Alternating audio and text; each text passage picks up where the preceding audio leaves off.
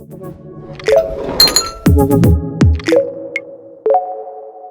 cheesy. All right, Ariel, here we are back again with Pints with Ayre.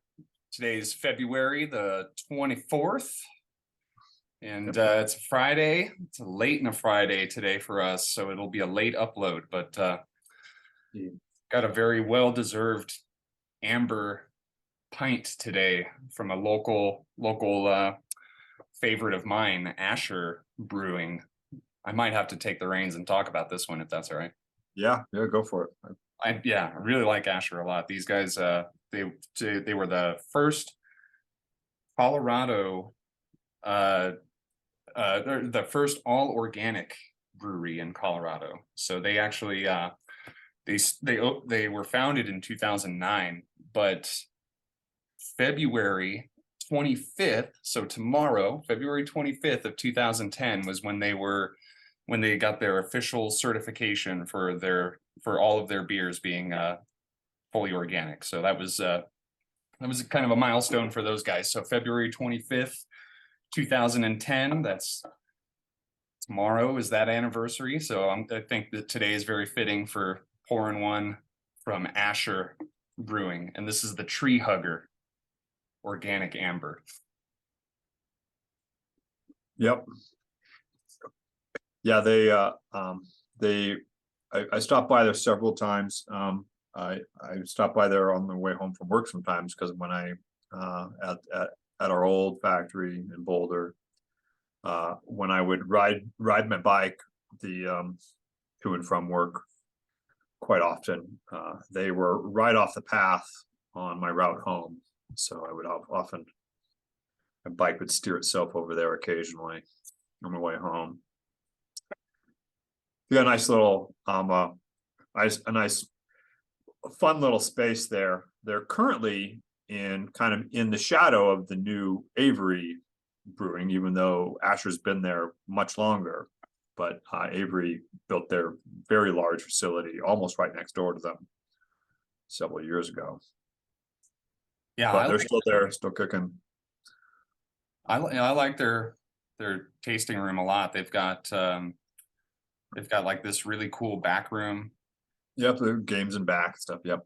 Yeah, the dartboards, pool table. There's actually a darts tournament tomorrow too. I would love to crash that. Yeah, they have cornhole tournaments there too. Nice. Yeah, love me some billiards and darts, and I'm all right at cornhole. But yeah, they got some cool merch, and they're pretty pet friendly folks over there. And oh no, he was cut off. But yeah, so Chris Ayre is the founding brewer, and yeah, he's a Massachusetts native, but like I said, the Ayre was opened in 2009, so he's kind of been doing this for a long time. But yeah, the brewery's just got great vibes, great people over there. Always something fun to do, trivia, tournaments, all sorts of stuff. Actually, I'll hang out in the game room for a little bit while we talk. But yeah, well, I guess that's the beer we're talking about. But I guess today's topic, the important stuff, maybe we're gonna go over Airlink protocol, Airlink control over our gear. I think that's a really cool unspoken feature that maybe doesn't get enough recognition, because I don't know of too many other companies that use Airlink or use the type of control mechanism that we do. I mean, a lot of companies will do a control voltage with like a 3.5 millimeter headphone jack connection and just do a simple 5-volt trigger, but Airlink takes it a little deeper than that, huh? Yeah. So Airlink was originally, what we started it. We developed it when we released the MXR, and we envisioned it just as a real basic, originally just as a real basic kind of automated control between Ayre products, so that so in the very beginning you had a KXR and MXR, so that if you went and turned on your KXR, the MXRs would automatically turn on also. So really just envision just to be a real simple inter-system automated control. It's evolved quite a bit over the years, and we've expanded it. And it was not originally intended to be to widely integrate into some of the more complex automation systems out there, like in a home theater setup or something. But it can be used that way, and we have added enough features to it that can integrate fairly nicely into a wider, more complex system. But so the way we envision it, and again, because we understand the importance of ground isolation so much, that was one of the key obstacles to overcome, was not connecting grounds when we connect this little communication cable. And so the way we accomplish that is with some simple optical isolation. And so on the receive side of every Airlink connection, there's an optical isolator. So there's no galvanic connection. So it's basically just a little differential signal. There's drives a little LED, a little receptor on the other side, and reads that signal. So it's pretty low speed, but again, we're only talking. And so it runs essentially the same format as RS-232, and so which basically sends ASCII characters. And we do a fairly low speed. And again, a basic Airlink command is 4 characters. And so even at our 2400 baud, that's just a few milliseconds really. So it works plenty fast for what we use it for, and it's very simple and cost effective because it's all really simple parts. But it accomplishes that basic communication between products and without connecting grounds. And so, like I said, the isolation is in the receive side, and the original concept was that it weren't commands so much as status updates. So more or less, a sending product, whatever, if anything locally changed, if it turned on or turned off, or the voltage got too low, or there was a fault, a product would send out a status, say, hey, I just did this, or this just happened to me. And then and it can send it down the communication line, and then any product that received it can say, oh, I recognize a command and I want to respond by doing this, or I don't care about that, I'm not going to do anything. And so all of the logic is in the receiving side, and then anything that's transmitted is just a status update. And so again, that was the original concept. We've had to expand that again over the years as we've come up with more and more uses for it, and more and more possible actions. But that was the impetus for it. And it's so pretty much every single product we make since incorporates that. So it can easily be connected to your air system, and be easily automated. And now, for instance, if you have a preamp, you can program an input to recognize a certain Airlink ID. And so if let's say a CX8, if you turn on your CX8, it will send a little command saying, I just turned on. And then a preamp sees that and says, oh, I see that command. I recognize that ID. I'm going to turn on and change that input. And then that in turn will turn on the power amps. And so it's really simple, but fairly useful.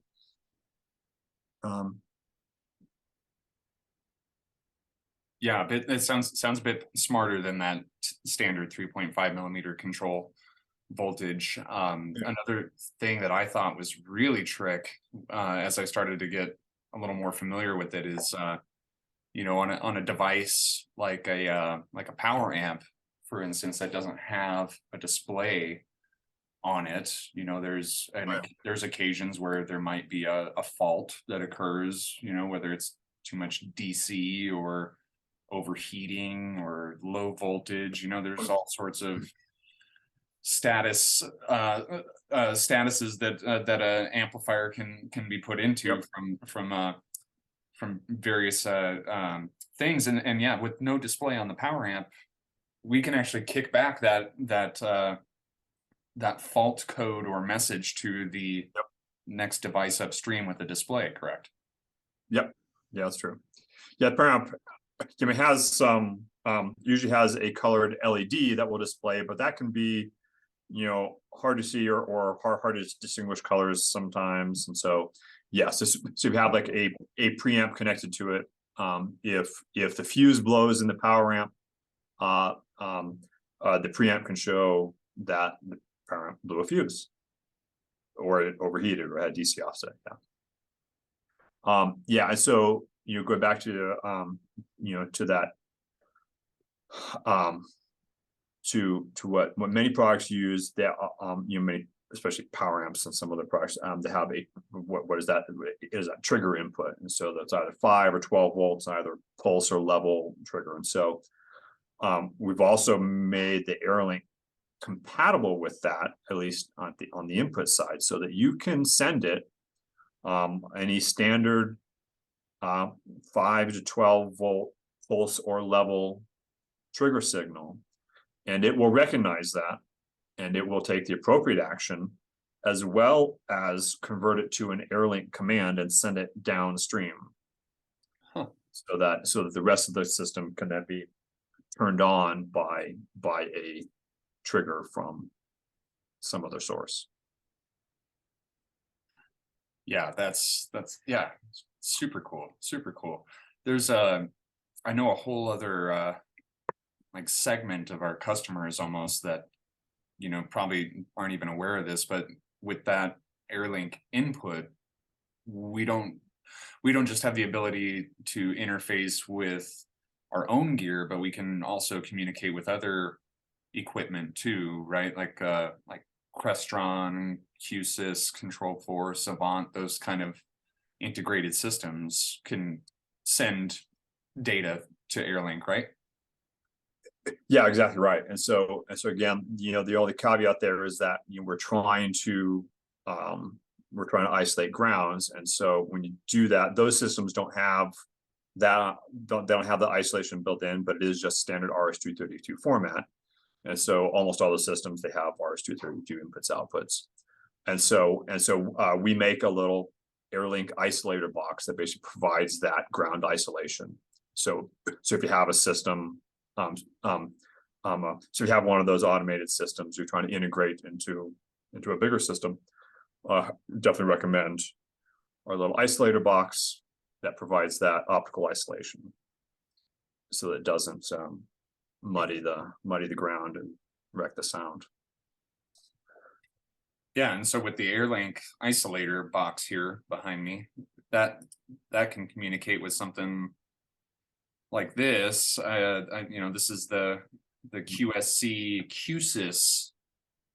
IO box that kind of sends and receives all sorts of control data, but you've got an RS-232 right there in the middle, and you know, this can connect to the QSys networked audio and video system. Really, you can do almost anything with QSys. I love this platform. Kind of my favorite of the kind of the smart integrated kind of setups there. But yeah, with something like this, you can almost program and customize how you want to interface with your system almost however you want, and it will send that data out of that that IO box via RS-232 right over to the Airlink isolator.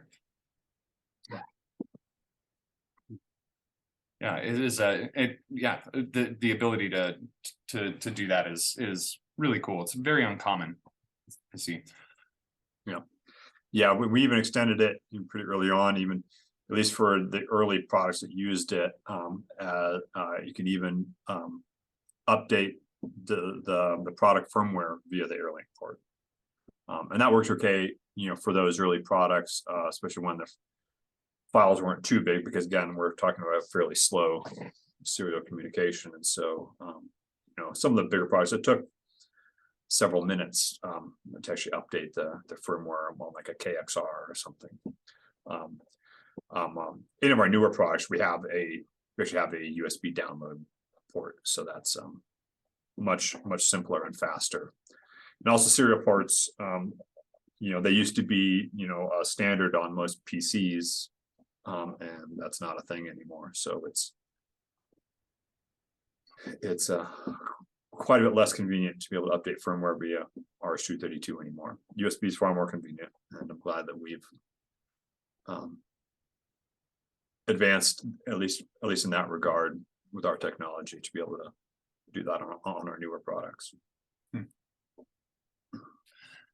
Yeah, I feel like there's still a lot that we can do with it that we haven't done yet. I've been talking with Clay Hansen recently about how we can create kind of an auxiliary display or something, how we can maybe remove displays from our products, and then you have kind of like this separate little display, almost like a name, like one of those fancy name tags on your desk or something that you could just put right up front, have the Airlink connect to that, and now you've got less electrical noise and all of your stuff, and you can just display that data right on there. But yeah, I'm sure that there's a bunch of different ways that we could use it that we haven't even thought of yet. Yep. Yeah. There's one product idea that I've already been not working on yet, but I've been planning that I won't divulge too much yet. But yes, a more integrated control system, a much more convenient control system using it. So yeah, hopefully someday, if we ever find some time. Yeah, I've been thinking of some ways to have some alternative control methods too with it. So yeah, there's probably some neat things that we'll be able to cook up down the road here eventually. So yeah, so it controls our stuff, sends and receives data, and can help kind of display that data in certain scenarios too. Gosh, is there any other things that I'm not thinking of that are kind of cool facts about our Airlink protocol? I think it mostly covers it. For those people that don't know, it's just a simple RJ11 style jack, what we call a 2-line. So it has four conductors. We have 2 conductors for transmit, 2 conductors for receive, without sharing grounds. Yeah, so it's fairly easy to get cables for, or to terminate your own. It's very simple. We ship we have a 14-foot cable with every product that has it. It comes with every product we ship. It's so you obviously see 2 ports, and so so it can be daisy chained within a system. So you can have you add it onto the product, you just add it to the daisy chain. Just the one note is you don't ever want to complete a loop. You don't want to loop it back, otherwise, because every command that is sent or is received by a product, and then it's passed on down the chain, so that if another product needs to act on it, it sees it also. So if you make a loop, then it'll just an infinite loop at that point, and it will never stop. So don't complete the loop. That's it. It's a good tip. It's a good tip. Well, yeah, I think that's about a wrap on Airlink. I was really hoping we could have had our friend Richard from QSC Systems, not QSC Audio, who I was showing off QSYS, but we'll get our friend Richard on soon. That was who our guest was supposed to be for this week, but scheduling conflicts can occur, but we'll try to get him on next week. And we got a lot of really cool stuff in the works, but we're gonna have to wait for a little longer before we can really start sharing some of the stuff. But gosh, there's almost too much cool stuff going on and coming up that we might have to do just some special live stream Pints with Ayre where we can start taking questions and interacting with people one of these days soon. Yep, that'll be fun. But yeah, please, give us some more food for thought, some more suggestions or questions or topics and things that you want us to go over. And we'll be back same bat time, same bat channel next week. So I guess until then, thanks for having a pint with us.